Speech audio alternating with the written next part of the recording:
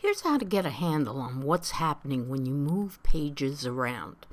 I've got 5 pages here, and I'm going to press on page 4. Now, I'm going to move it down in between pages 2 and 3.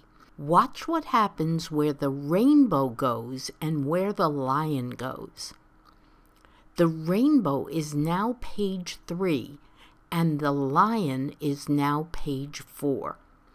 I'm going to undo that.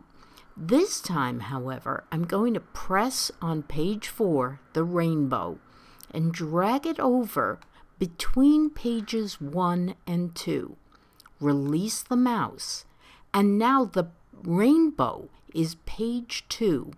The tornado has moved over to page 3, and the lion has moved over to page 4. When this happens, this is called shuffling.